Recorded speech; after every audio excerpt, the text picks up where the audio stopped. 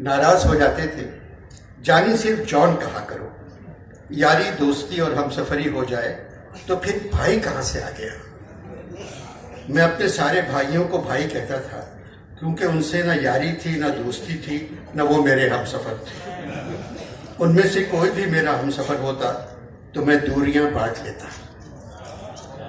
भाई के साथ बैठकर बहका और चहका नहीं जाता। मैंने कहा, मैं आपको जॉन सिर्फ एक शर्त पे कहूंगा। बोले, कौन सी?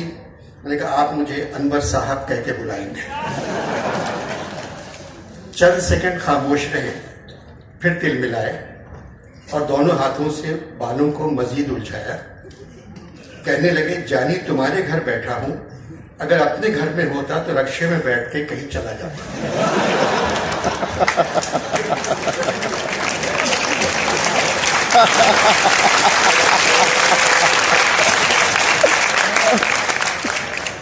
जॉन, मैं रक्षा मंगवा दूं? जब तुमने जॉन कह दिया तो रक्शे पर दानत भेजो। एकदम खड़े हो गए और अपने कुर्ते की दोनों जेबों से 2 गिलास निकाले और जोर से मेज पर रख दिए और कहने लगे, गिलास मैं ले आया हूं, अब तुम बोतल ले आओ। तुम्हारे घर के गिलास बहुत भारी हैं, लड़कियों की तरह हाथ से निकल जाते हैं। भाई जॉन की 4 किताबें हैं, शायद, यानी, लेकिन, गुमान। नौजवानों में आजकल भाई जॉन बहुत मकबूल हो रहे हैं, यहाँ भी और हिंदुस्तान में। जिस महफिल में जाता हूँ सबकी फरमाइश होती है, आप आज सिर्फ जॉन एलिया पर बात करें और उनकी शायरी सुनाएं। बहुत से ऐसे होंगे जिन्होंने जॉन को देखा भी नहीं होगा। सिर्फ उनके लिए मैं भाई जॉन का हुलिया बताना चाहता हूँ। बाल व बाल, सर आशुफ्ता, आंखें मुंतजिर, दिमाग शहर जमाल, सेहत ख्वाबो ख्याल, कद आवर, हाथ कलम, सूरत आशना, गुस्सा लबरेज, दिल पैमाना, दूर से देखो तो मसला, उर्फ अखलाकी खुशगवार, मर्दों की महफिल में पुरसुकून, औरतों की महफिल में फुदकता अखलाक।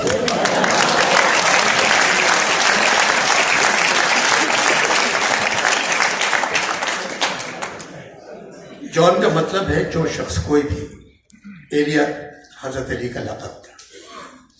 भाई जॉन से मेरी खतों किताबत आज भी है। मैं उनको यहाँ के हालात लिखता रहता हूँ, वो मुझे वहाँ के हालात लिखते रहते हैं। हैरत की बात है, तकरीबन एक से है। चंद रोज हुए भाई जॉन का खत आया। जानी, 71 बरसों से पाकिस्तानी उम्मीदों से बेनियाज गुजर रहे हैं। ऐसा लगता है अब पाकिस्तान में मरना बेदारी बन गया है, मगर तुमको बेदार होने की कोई जरूरत नहीं। लिखते रहो और दूसरों को खुश करते रहो। यहाँ 2 दिन पहले पाकिस्तान के सारे शायरों और अदीबों ने नमाज शुक्राना अदा की, सिर्फ इसलिए कि मीटू का वजूद उनकी रुखसत के बाद आया। इमामत अल्लामा इकबाल ने की। पहली सफ में फैज, फराज, यूसफी, सूफी तबस्सुम, भाई रईस, कासमी, मुदीर न्याजी, मुस्तफ़ा जैदी, इनके अलावा हजारों थे। मैं नहीं गया, दूर से देखता रहा, सोचा कज़ा पढ़ लूंगा। जानी, ये मीटू मर्गे नागहानी से भी बुरी बला है, ये गालिब ने कहा था। मैं गालिब नहीं हूं, फिर भी यूं लगा तुम्हारा खत नहीं, तुम आ गए। बातचीत हो रही है, तुमने मेरा हाल पूछा है, अब सुनते रहियो। गालिब के मसाइब की दास्तान उस वक्त शुरू हुई थी जब 12 बरस के थे। जिस तरह शायरों को अपनी पहली किताब छपवाने की जल्दी होती है, उसी तरह गालिब को अपनी शादी की जल्दी थी, क्योंकि उर्दू अदब में ज़्यादातर अच्छी शायरी निकाह के बाद शुरू हुई। गालिब जब 13 बरस के थे शादी कर ली, मुज़महिल हो गए, अनासिर से एतदाल रुखसत हो गया। मेरे मसाइब की दास्तान यहाँ आने के बाद शुरू हुई। जानी, मुझसे मुर्दा शायरी नहीं सुनी जाती। सारे शायर यहाँ बुरी शायरी कर रहे हैं और मुशायरे में ज़मीन पर मदरसों में पढ़ने वाले बच्चों की तरह झूम झूम के पढ़ते हैं। मैंने कई मरतबा कहा भाई बख्शिश हो गई है तो ये झूमना बंद कर दो।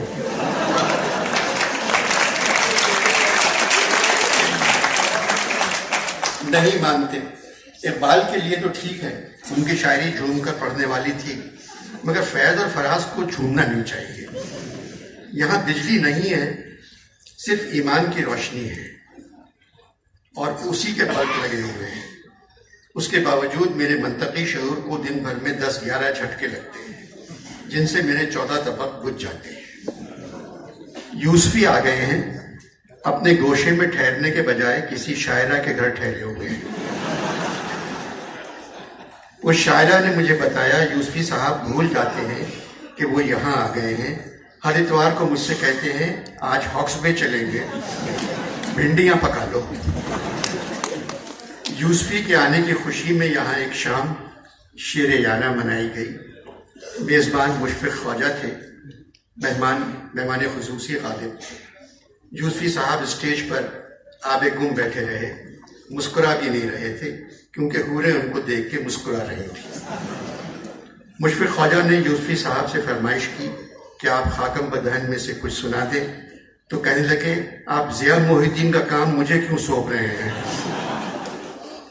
फिर मुशफ़िक़ ख्वाजा ने कहा आखिरी किताब शाम शेर यारा की क्या ज़रूरत थी। कहने लगे मुझे औलाद की ज़रूरत थी और औलाद को शाम शेर यारा की।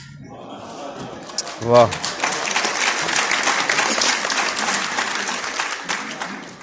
और इस शाम में शिरकत की वजह भी शाम शेर यारा है। गालिब मुस्कुराए। यूसुफी की फरमाइश पे ख्वाजा साहब ने गालिब से कहा आप अपनी पसंद के अपने चंद शेर सुना दें।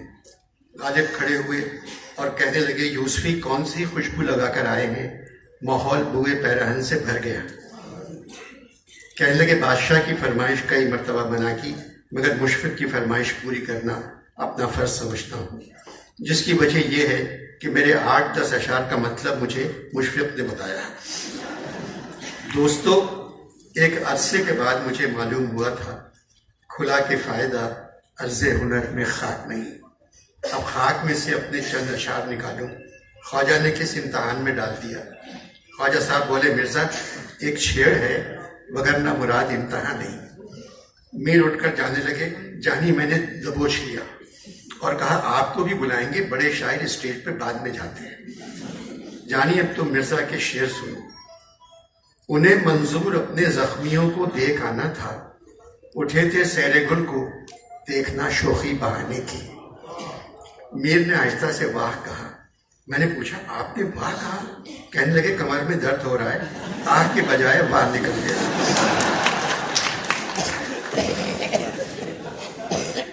वादा आने का वफा कीजिए ये क्या अंदाज है, तुमने क्यों सौंपी है मेरे घर की दरबानी मुझे। मीर कुछ कहना चाह रहे थे, मैंने देखा तो चुप हो गए। फिर मैंने पूछा अब कहीं और दर्द हो रहा है? कहाँ तक रोऊं उस खेमे के पीछे, क्या क़यामत है मेरी किस्मत में यारब, क्या न थी दीवार पत्थर की। मीर ने अपनी पेशानी पे 3-4 मरतबा अपना हाथ मारा, जानी ये भी तारीफ का एक तरीका है। मैंने चाहा था कि अंदोहे वफा से छूटूं, वो सितमगर मेरे मरने पे भी राजी ना हुआ। मीर ने कुछ नहीं कहा, बस मुझसे लिपट गए। साकी बहारे मौसम गुल है सुरूर बख्श, पैमा से हम गुजर गए पैमाना चाहिए। जानी मेरे गाल पे नोचा, कहा तू तारीफ नहीं कर सकता। मैंने कहा खामोशी से सुनना भी तारीफ करना है। गालिब ने आखिरी शेर सुनाया।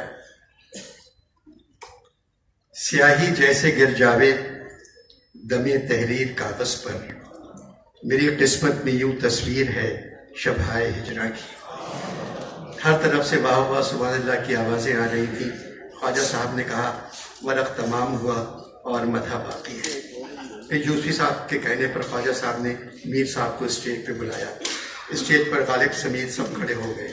मैं मीर को गोद में उठाकर ले गया और मेज़ पर बिठा दिया।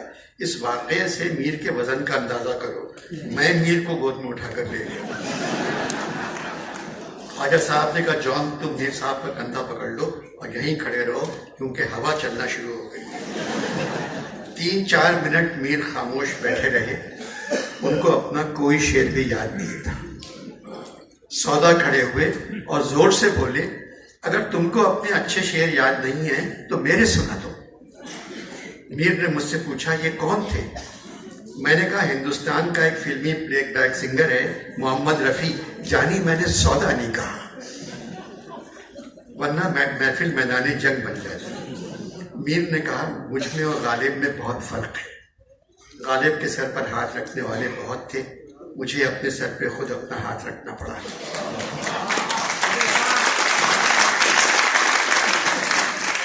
अपना ही हाथ सर पे रहा अपने यहाँ सदा, मुशफिक कोई नहीं है, कोई मेहरबान नहीं। ख्वाजा साहब बोले, मीर जी मैं मुशफिक था, हूँ और रहूँगा। फिर मैं मीर साहब को शेर याद करवाता गया और वो पढ़ते गए। कम फुर्सती ये गुल जो कहीं कोई न माने, ऐसे गए अय्याम बहारा के न जाने। बंधा रात आंसू का तुश्तार सा, हुआ अब्र रहमत गुनाहगार सा। गालिब अपनी कुर्सी छोड़कर आए और मीर के साथ मेज पर बैठ गए। मीर फकीर हुए तो एक दिन क्या कहते हैं बेटे से, उम्र बची है थोड़ी, इसको क्यों कर काटे बाबा हम। दिन रात मेरी आंखों से आंसू चले गए, बरसात अब के शहर में सारे बरस रही। वुजू को बांध के पानी खजल न करे मीर, वो मुफलिसी है तयम्मुम को घर में खाक नहीं। या सैर इस खराबे का बहुत, अब चल के सो रही है किसी दीवार के साये में मुंह पे लेके दामा को। गालिब ने कहा, एक शेर मीर साहब का मैं सुनाना चाहता हूँ। देख लेता है वो पहले 400 अच्छी तरह, चुपके से फिर पूछता है मीर तू अच्छी तरह। मैं मीर को उठाकर ले गया और उनकी कुर्सी पर बिठा दिया। गालिब ने कहा, मैंने पहले कह दिया था मीर साहब की शायरी गुलशन कश्मीर है। सौदा फिर बोले, मिर्जा गुलशन मकबूजा कश्मीर, रोने पीटने के अलावा इस गुलशन में और है क्या? दर्द और मुसफ़ी ने सौदा को खामोश रहने को कहा। जानी फिर कमाल हो गया, ख्वाजा साहब ने मुझे स्टेज पर बुलाया और कहा, मिर्जा पूछ रहे हैं तुम कौन हो और क्या करते थे। मैंने मिर्जा से कहा, वही करते थे जो आप करते थे। आपको चौधरी बेगम ने परेशान किया, हमको पहली ने परेशान किया। हम लोहे के हैं, शायरी के अलावा कुछ नहीं किया। मिर्जा ने फरमाइश की, कुछ सुनाओ। मैंने कहा, मीर साहब और आपके बाद। मिर्जा कहने लगे, तुम पैदा भी तो हम दोनों के बाद हुए। जानी मैंने मौला अली से मदद मांगी, एलिया के नाम का वास्ता दिया और कहा इज्जत रख ले। ख्वाजा साहब ने कहा, पहले अपने बारे में कुछ बता दो सबको। मेरा नाम जॉन एलिया है, अदब घर से मिला, बेअदबी जमाने से। 1935 में जमीन पर आया, 2002 में आसमान पर। विलादत अमरोहा यूपी, वफात कराची बहुत पी।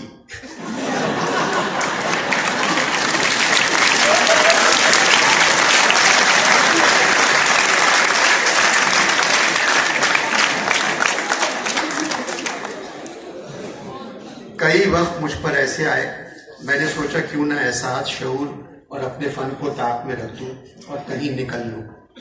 तन्हा बहुत मसरूफ जिंदगी गुजारी, हर बात का दुख रहा, सिर्फ एक बात की खुशी हासिल हुई, मैंने मिल्ली और कौम परस्ताना इनकलाबी शायरी नहीं की। फारसी और अरबी मेरी बगल में और उर्दू मेरी जेब में थी।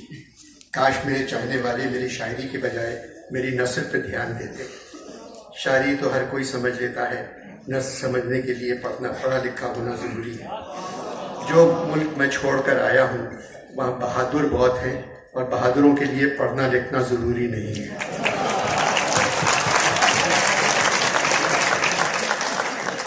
मैं मिर्जा की फरमाइश पर अपने चंद अशार सुनाता हूँ। 18 बरस की उम्र में गज़ल लिखी थी, उसका एक शेर। हमको मिटा न दें ये ज़माने की मुश्किलें, लेकिन ये मुश्किलें तो हज़ारों के साथ हैं। उसी ज़माने का एक और शेर। हुजूम गम में सजाई है मैंने बस में ख्याल, नज़र झुका के ज़रा फिर तो हम सुखन होना। अब बात की शायरी। खामोशी से अदा हो रस्म दूरी, कोई हंगामा बर्पा क्यों करें हम। जानिब मरे हुए नौजवान लड़के और लड़कियां खड़े होकर तालियां और सीढ़ियां बजाने लगे। मिर्जा घबरा गए, ख्वाजा साहब से पूछने लगे क्या क़यामत आ गई? ख्वाजा बोले जॉन अचानक नौजवानों में बहुत मकबूल हो गए हैं, इनके हर शेर पर ज़मीन पर भी इसी किस्म का मुजाहरा होता था। जुलैखाए अजीज़ा बात यह है भला घाटे का सौदा क्यों करें हम? नौजवान चीखने लगे इल्तिजा नहीं, इल्तिजा नहीं, इल्तिजा नहीं, एक नहीं 4 शेर। अचानक भाई तकी उठकर आए और मेरे कान में कहने लगे तुम्हारे सारे भाई यहाँ बैठे, उनका भी तारुफ करवा दो। ख्वाजा साहब ने मुझसे पूछा तकी साहब क्या कह रहे थे? मैंने कहा वही जो सारे नौजवान कह रहे हैं, इल्तिजा नहीं कि कम से कम 4 शेर सुनाना। मिर्जा से इजाज़त मांगी, मिल गई। मेरा एक मशवरा है, इल्तिजा नहीं। लंबे बालों वाली लड़कियों ने धमाल शुरू कर दिया। नौजवान भंगड़ा डाल रहे थे, अंधेरा होना शुरू हो गया था। गालिब ने लड़कियों को देखा, कहा सब दिन के पर्दे में नेहा थी, अब नजर आई। मियाँ तुम अपने 4 शेर मुकम्मल करो। मेरा एक मशवरा है, इल्तिजा नहीं, तू मेरे पास से इस वक्त जान नहीं। बिछड़ कर जान तेरे आस्था से, लगाया जी बहुत पर जी लगा नहीं।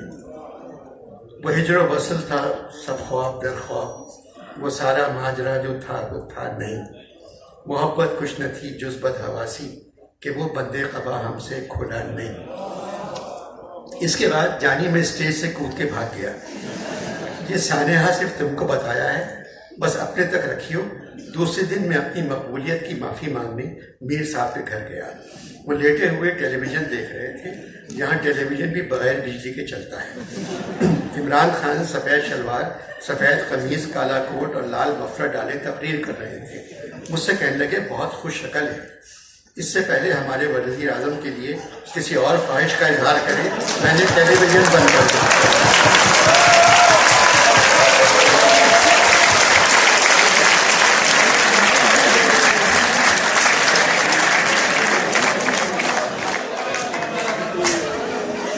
मैंने टेलीविज़न बंद कर दिया।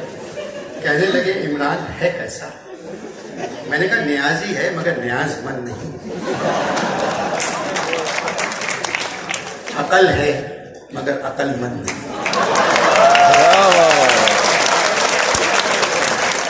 फिक्र है मगर फिक्रमंद नहीं।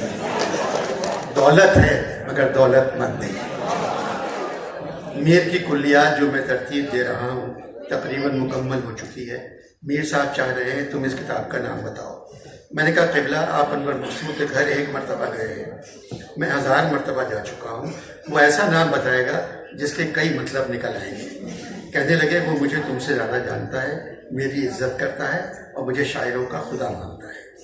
फिर मैंने हिम्मत करके जो नाम तुमने पिछले ख़त में लिखा था वो बता दिया। मैंने कहा अनवर मकसूद चाहता है आपकी कुल्लियात का नाम ख़वातीन व हज़रात होना चाहिए। उचक के बैठ गए। मैंने गुपक लिया वरना पलंग से गिर जाते। बोले कुल्लियात का नाम ख़वातीन व हज़रात। मैंने बताया अनवर ने लिखा था 2000 अशार ख़वातीन के बारे में, 2000 अशार हज़रात के बारे में। कहने लगे अब नाम समझ में आया, रख दो। टेलीविज़न लगाया, इमरान की तकरीर ख़त्म नहीं हुई। ज़ोर से अपना एक मिसरा पढ़ा, अल्लाह ने क्या नमक है आदम के हुस्न में भी। मैं खुदा हाफिज़ कह के चला आया। अपने क्वार्टर पहुंचा। नींद करीब आने का नाम ही नहीं ले रही थी। जानी यहाँ न सोने की गोली मिलती है न जागने की। सोचने लगा यहाँ क्यों आ गया। साक़ी फारूकी की तरह दूसरी तरफ जाना पसंद कर लेता। आग की वजह से कम चाय तो गर्म मिल गई। कुछ दिन पहले मगरिब के बाद फैज साहब से मुलाकात हुई। कहने लगे पाकिस्तान में तब्दीली आ गई है।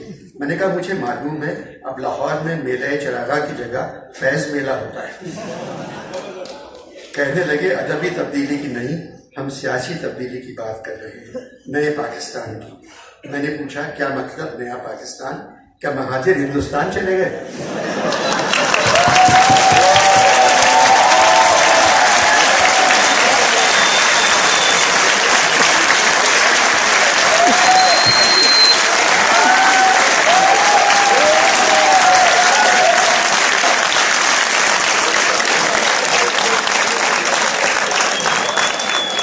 क्या महाजिर हिंदुस्तान चले गए? पंजाबी जालंधर चले गए, पठान अफगानिस्तान चले गए, बलोची ईरान चले गए, खाली फौज रह गई पाकिस्तान में।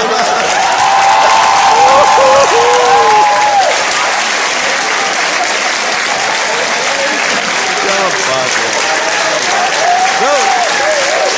मुकर्रर।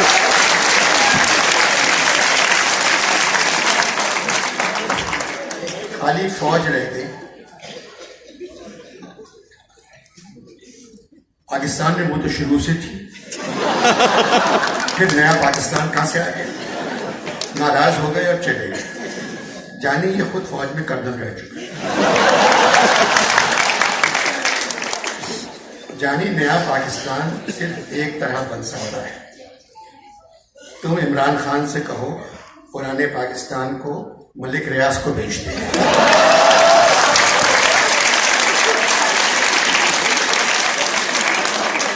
और नया नाज़िमाबाद के पीछे नए पाकिस्तान की बुनियाद रखते हैं।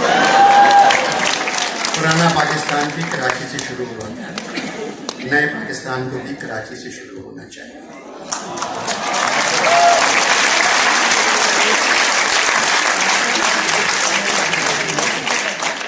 तुमने खत में लिखा था तुम्हें एक फंक्शन में शायरी और सियासत पे बात करना है। पाकिस्तान क्या सियासत से ठीक हो सकता है या शायरी से? जानी शायरी और सियासत में सिर्फ झूठ होता है। पोइट्री और पॉलिटिक्स में से झूठ निकाल दो तो सिर्फ सफेद कैनवस रह जाता है। शायर अपनी गजल के हर दूसरे शेर में यू टर्न लेता है और सियासतदान अपनी हर तकरीर में यू टर्न लेता है।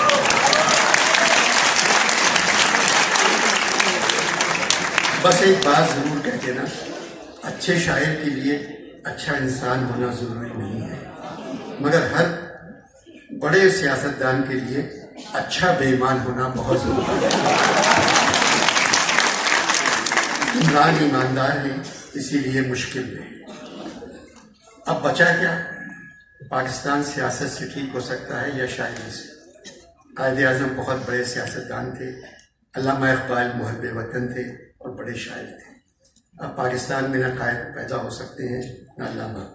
पाकिस्तान को तरक्की, अगर पाकिस्तान की तरक्की तुम देखना चाहते हो तो पंजाबी वकीलों को फौजी बना दो और पंजाबी फौजियों को वकील बना दो।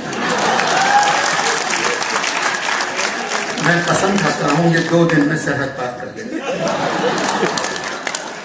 जानिए खत्म करने को जी नहीं चाह रहा है, बस तुम्हें एक अच्छी खबर सुना दूं। आज सुबह मेरी बजिया से मुलाकात हुई। शहद की नहर के किनारे बैठी क्यारियों में फूल लगा रही थी। 10-15 औरतें उनके साथ थी। मुझे देखकर खड़ी हो गई और दोनों हाथ फैलाकर कहा, इधर आओ बेटे, कैसे हो, किधर हो, कहाँ हो? भाई तुम अपनी सेहत का ख्याल रखो।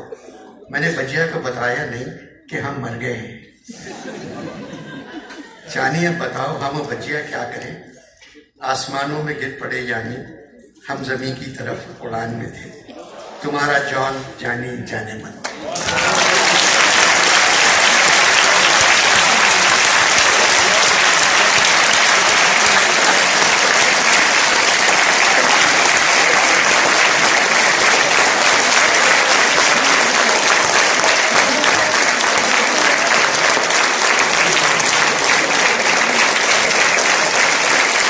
क्या बात है, क्या बात है, क्या बात है।